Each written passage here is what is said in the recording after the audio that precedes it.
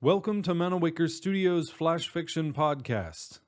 I'm C.B. Droege. This week, Professor Tutwiler's Orb by Scott Merrow. One crisp autumn morning, a strange thing happened in the tiny town of Munjoy, New Hampshire. A magical thing.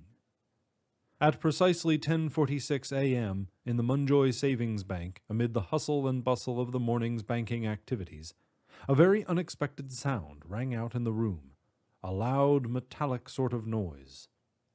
Thunk. It came from inside the bank vault.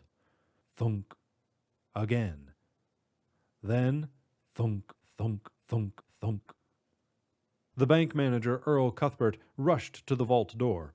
He fiddled for a few moments with the combination lock, then spun the huge silvery door handle, and with some effort he swung the heavy door open.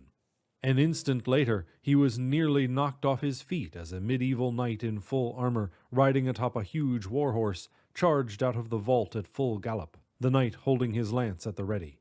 People dove out of his way as he galloped across the room and smashed through the glass front doors, sending a shower of fragments in every direction.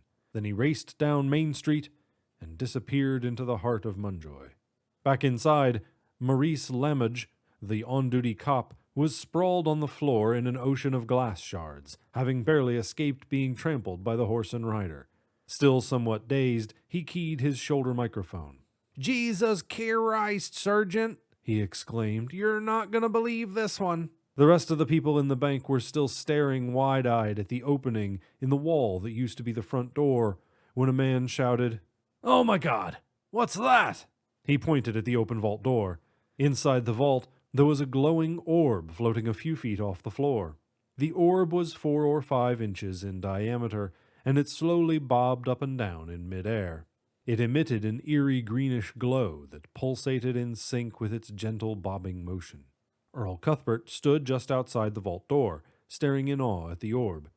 He motioned for Lamage to join him, and the two of the men very cautiously entered the vault, keeping a safe distance from the orb. "What the hell is it?" Cuthbert asked the cop. "No earthly idea," Lamage replied. Very cautiously, they glanced around the room. Everything seemed in order, except one of the safety deposit drawers was open. Drawer number 314. Cuthbert took a clipboard from the wall and flipped through the few sheets of paper attached to it. "Drawer number 314 was rented 2 days ago," he said, "by Professor Artemis Tutwiler." A half-hour later, 2 cops entered the bank through the space that used to be the front doors. They were escorting a small, frail, studious-looking, middle-aged man, Artemis Tutwiler. He had all the features of a stereotypical college professor: tweed coat with elbow patches, wire-rimmed glasses, hush-puppies. The cops marched him up to the bank manager. Cuthbert looked him over. "Professor Artemis Tutwiler?" "Yes, yes," the little man answered. "What's this all about, then?" he asked, speaking with a distinct British accent. Cuthbert led him toward the vault. "I'm Earl Cuthbert, the manager here, and what this is all about," he said, pointing toward the open vault door, "is that." Tutwiler's gaze followed Cuthbert's pointing finger, and he spotted the floated, glowing orb. "Oh," he gulped. "That." Cuthbert led Tutwiler, the 2 cops, and Lamage into the vault, everyone maintaining a respectful distance from the floating ball. "Is that thing dangerous?" Lamage asked. "Oh, no," Tutwiler replied. He reached up and gently plucked the orb out of the air. "See? Not even warm." "Well, what in God's name is it?" Cuthbert asked. "It's the Orb of Merlin," Tutwiler answered. "My most prized possession." "The Orb of Merlin?" Cuthbert asked, a note of astonishment in his voice. "You mean like Merlin the magician?" "Exactly the same," Tutwiler replied, chuckling, "although I believe he would prefer to be called a sorcerer or a wizard. Magicians are more inclined toward politics and such." "And this orb," Cuthbert stammered, "is not some sort of parlor trick?" "Oh my, no, Mr. Cuthbert," Tutwiler declared. "This is the most powerful object ever created." "Yeah," Lamage chimed in. "It just made a knight in shining armor appear in the bank vault, on his horse." Tutwiler's eyes went wide. "A knight?" he asked. Lamage nodded. "Well, I assure you it didn't make that night, Constable, Tutwiler explained. It merely transported him through space and time, from medieval England to here, and now. Like a time machine? Lamudge asked. Exactly. I'd show you, but the actual mechanics are a bit tricky. Tutwiler held the orb at arm's length. The power of this orb is limitless. In the proper hands, it could transport everyone in this bank to, say, Sherwood Forest, in the blink of an eye. But I'm afraid I'm... His gaze drifted away from the orb and he looked around. Everyone in the vault, Cuthbert, the two cops, and Lamudge, was gone. In fact, when Tutwiler looked out the vault door, he realized that everyone in the entire bank was gone.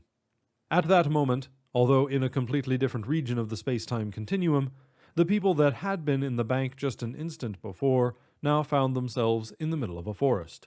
Sherwood Forest, to be precise. They were puzzled, to say the least. Back in the vault, Professor Tutwiler regarded their sudden disappearance with a bit of chagrin, until he was struck by a sudden realization. He was alone in a bank vault with the orb. Well, as long as I'm here, he thought out loud. He grasped the orb tightly and marched around the room, pointing it here and there.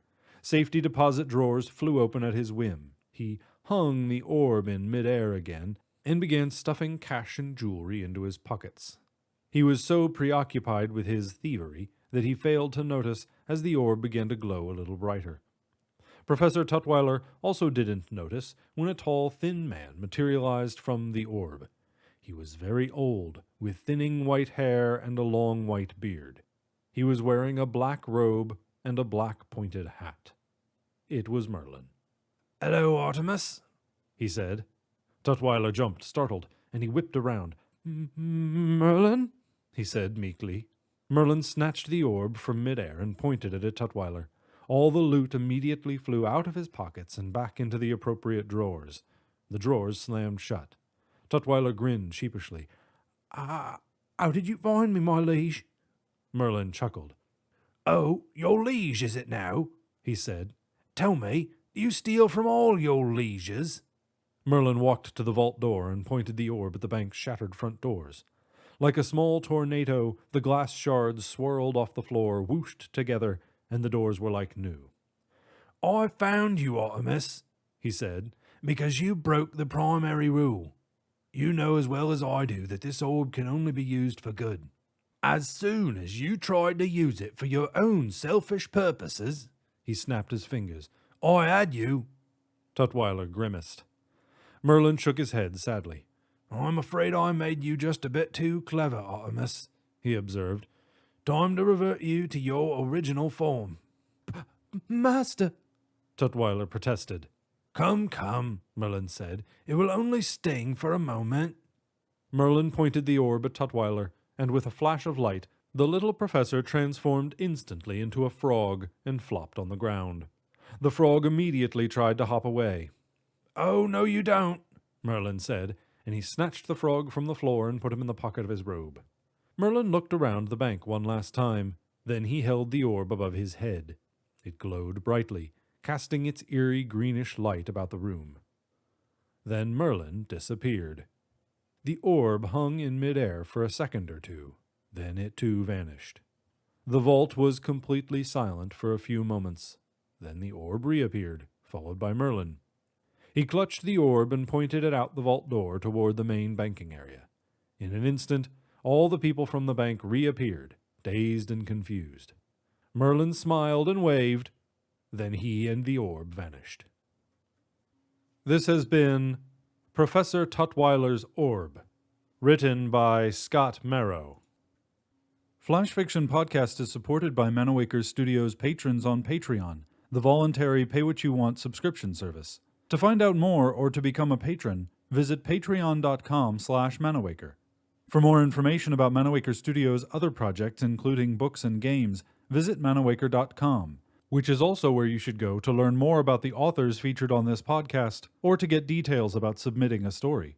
The Flash Fiction Podcast theme song is by Kevin MacLeod. I'm CB Droege. You can follow me on Twitter and Facebook at CBDROEGE. Thanks for listening.